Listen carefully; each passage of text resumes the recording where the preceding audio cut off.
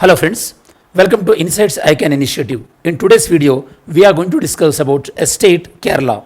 Kerala recently proposed a resolution which is supporting the name changing of Kerala. In this context, we are going to see about some of the detailed analysis regarding the particular issue of name changing of a state.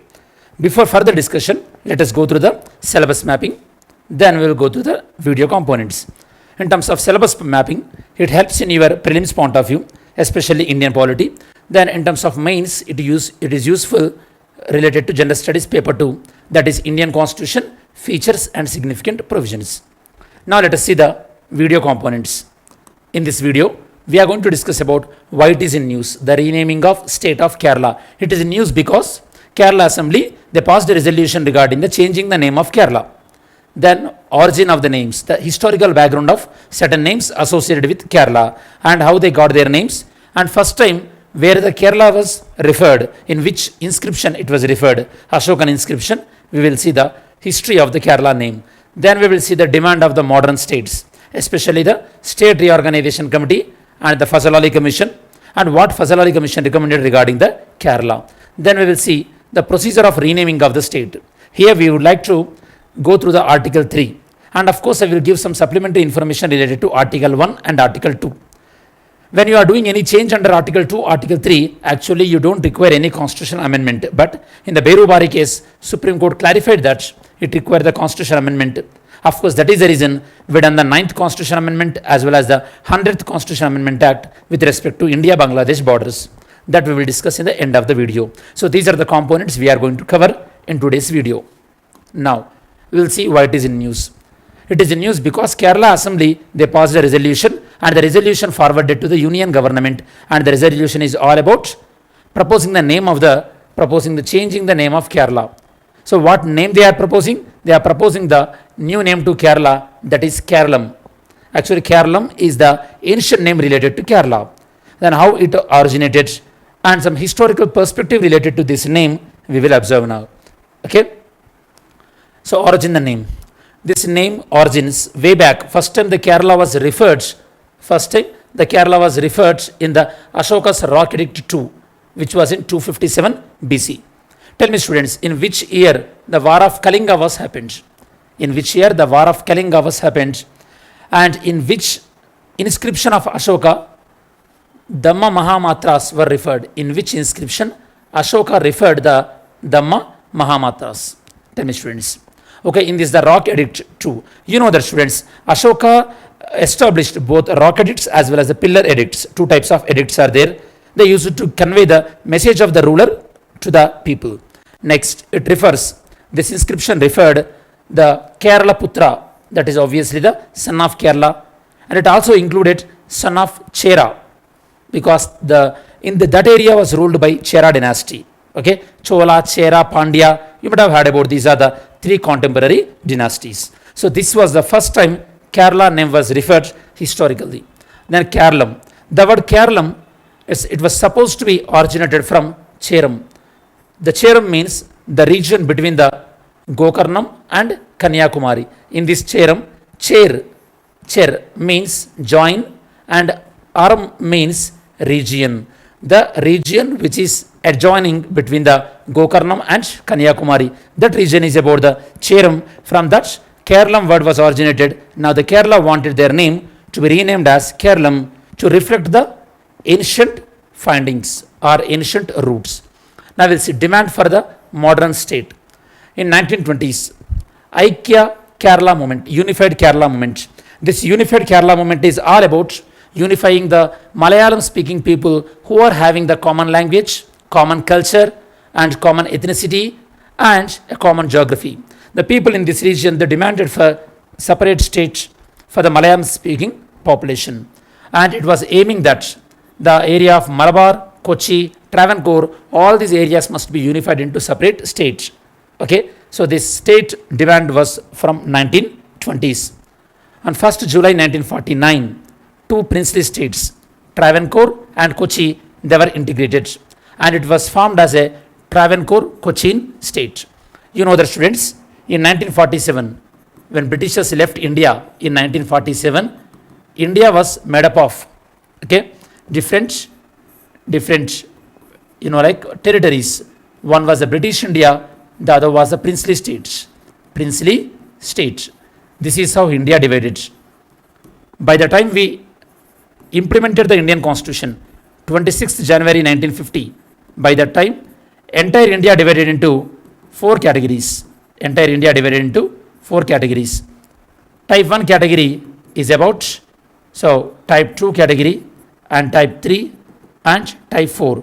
Type 1 category is about the British India, example Madras, British India. Type 2 category is about the princely states with assemblies, which are containing assemblies. Best example, Hyderabad. And type 3, chief commissionerates. Nowadays, they are equivalent to UTs, Union Territories. And finally, the fourth one is Andaman Nicobar Islands. Okay, these are the four-way categorization. And here, this used to be the 9 in this territory, 9 and 10 and Andaman Nicobar 1. That means overall 29 it used to be. Later, in 1956, State Reorganization Act was made. State Reorganization Act was made by Indian Parliament according to the suggestion of Fazal Ali Commission. Fazal Ali Commission was set up in 1953 and they given report in 1955 and the act was made in 1956. In 1956, entire India divided into states as well as the UTs. 14 states and 6 UTs. They abolished this classification. That you have to understand, students. This is the overall view. Now we are talking about in 1949, after India got independence, these two princely states, Travancore and Kochi, they were united.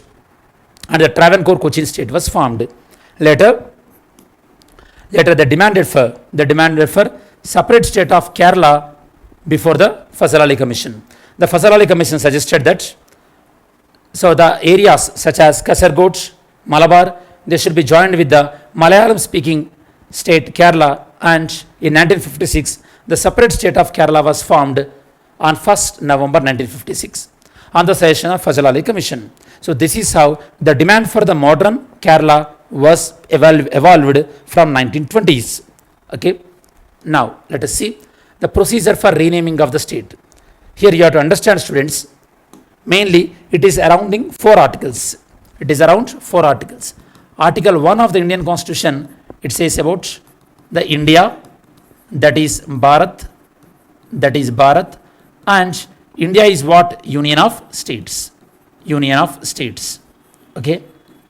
It is indicating that according to the B.R. Ambedkar observations, it is about India is indestructible union with destructible states. That means once a territory added into India, it cannot go away.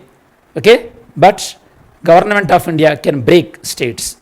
That means according to this statement, you have to understand, students, in India, states no sovereignty. States don't enjoy the sovereignty. States' sovereignty can be disturbed by union government at any point of time. This is about the Article 1 speaks about. Then Article 2. Article 2 talks about admission of new territories. New territories. What does it mean? After 1947, even after 1950, we added some new territories to India, such as Sikkim, Goa, this Dadra Nagar, Daman-Diu and Dadra Nagar Haveri. All these were not part of India at the time of 1950. They were added later. Those new parts will be added to India according to Article 2. Okay, Article 2 always talks about the external readjustment of India. External readjustment. That means it deals with the changing the boundary of India. Article 2. Then Article 3. Article 3 talks about internal readjustment. What does it mean? Internal readjustment means what? Internal readjustment is about if you want to create a new state, for example, Andhra and Telangana divided, that is the creation of new state without changing the borders of India or changing the name of the state. Now Kerala name changing comes under Article 3, or changing the boundaries of the state. So all these things comes under the Article 3, or converting the UT into state or state into UT. All this comes under Article 3. Here you have to remember one thing, students. Whatever you do under Article 3, okay, whatever you do, Article 3 does not count under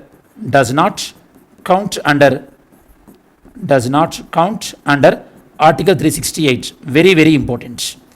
It does not come under Article 368. So that means when Andhra and Telangana divided, of course, you added the word Telangana to Schedule 1 of Indian Constitution, and you added the word Telangana to Schedule 4 of the Indian Constitution. Here you added the word Telangana, but it doesn't mean it does not include the Constitution Amendment. Here simply you are adding something to the Constitution, but not through Constitution Amendment. Why? Because this change, okay, this change can be done by simple majority. Simple majority. In India, state formation required simple majority.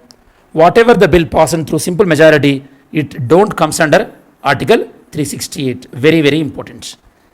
If a bill to be considered under Article 368, the bill must be passed with the special majority. That means 2/3 members who present and voted on the bill, as well as the members should be more than 50% of the strength of the house. Okay, I hope you understood. That means Article 3 don't comes under Constitution Amendment. Now, what is the procedure to change the name of the state? First, the proposal has to come from the state, and the proposal will go to Ministry of Home Affairs. Then Ministry of Home Affairs will take inputs from various agencies, such as Ministry of Railways, Intelligence Bureau, and Department of Postals. Once the no objection certificate, no objection will come from these agencies, then the bill will be introduced in the Parliament. Before the bill is introduced, the bill will go to President. That means whatever the things you are done under Article 3, that bill always has to be come from the President. Under Article 3, whatever the change you will make, that bill has to recommend by President. President will recommend the bill to Parliament. President recommend the bill to Parliament. Any house, it may be the Lok Sabha, Rajya Sabha. From Parliament, the bill will go to that particular state. Okay, here state, the bill will not subjected to voting in the state. Simply the state will give its opinion. The state may reject the bill or accept the bill, but there is no voting. Simply they express their opinion within the particular time period. Then the bill will come back to the Parliament again. Then if the Parliament passes the bill, then it will become the act. So this entire process require only simple majority. Very, very important. Here President recommend the bill to the state. State opinion only will be taken into consideration. The bill will not subjected to voting in the state. Same like when Telangana Andhra divided, the bill passed to the United Andhra Pradesh Assembly. Then they requested the opinion of the United Andhra Pradesh Assembly. Okay, this is what I mentioned here. Role of the State Assembly. State Assembly, just they give opinion. Whatever the opinion they give, that opinion is not binding on the Parliament. Type of majority, simple majority is fine. Okay, then once the bill is approved, it will become the act. Remember, state name can be changed either by the initiative of the state or without the initiative of the state also it can be possible. Parliament itself, union government itself, they can introduce a bill changing the name of the state, and the bill go to President. President will recommend the bill to Assembly, and Assembly will express its opinion, and the bill will be passed in the Parliament. So the name changing of a state, it may be on the request of state or it may not be on the request of the state. Anything can be possible. You have to understand. That is the reason I told you, in India, states don't enjoy the sovereignty. Very, very important. Next, constitution provisions. Article 1 of the Indian Constitution already explained. India, that is Bharat, is a union of states, and state don't enjoy the sovereignty, and India is about the union with indestructible union with the destructible states. Next, Article 2, formation of new states, already explained. Article 3, increasing the area of state, decreasing the area of state, changing the boundaries. In fact, it is all about the reorganization of states. Okay, reorganization of states, or promoting UTs into state and all these things. And finally, we are going to discuss about if we give away any land to other countries, for example, when we are solving boundaries with any other country, obviously sometimes we give away our land. In Berubari case, we given up Berubari to then erstwhile East Pakistan, now Bangladesh. Supreme Court mentioned that when we are giving away our land, that is nothing but what? Sovereignty. When our sovereignty is getting affected, that require the amendment of the constitution. That is the reason after Berubari judgment in 1960, when we are exchanging the land with Bangladesh, we done the 9th Constitution Amendment Act once in 1960, as well as recently we done the 100th Constitution Amendment Act also, because of the judgment on this Berubari case. What is the conclusion? The conclusion is about alteration, changing the boundaries is all the prerogative of Parliament. Parliament can do these activities without the consent of the states. But to consider the state's opinion, President will refer the bill to the state to take their views. And once that specific period is expired, then Parliament automatically will get the authority to proceed with the law. That means here the state role is very limited regarding this particular process. This is the conclusion. Yesterday's videos. Question: which of the following statement best reflect the impact of the India's nuclear test? When India done the nuclear test, India was isolated diplomatically, right? It provided regional security, stability, no. In fact, it caused Pakistan to go for the nuclear test also. It did not significantly alter the India position, wrong. It significantly altered the India position. It strengthened its position as a responsible nuclear power, no, because India faced the criticism. So which one is right? Means obviously statement A is the appropriate one to this question. Next, today's question. Today's video question, we'll see. Which of the following is not mentioned in Article 1 of the Indian Constitution? This is asking about the Article 1 of the Indian Constitution, not mentioned. So tell me which one is not mentioned. Mains question. The linguistic reorganization of state resulted in regionalization of political map of India without weakening its unity. So the state reorganization based on the language, it resulted into rationalization of the state without affecting the unity. Examine. So how? Without affecting the unity, state reorganization was done. Now, so before we end this video, let us summarize what we discussed. This video is all about name changing of Kerala. We discussed about historical aspect of Kerala reference, and we discussed about this historical meaning of the Kerala name and what is the procedure for name change. And we discussed about Article 1, 2, 3 and the Berubari case and the role of state in this entire process. So this is the detailed analysis regarding the name changing proposal of Kerala.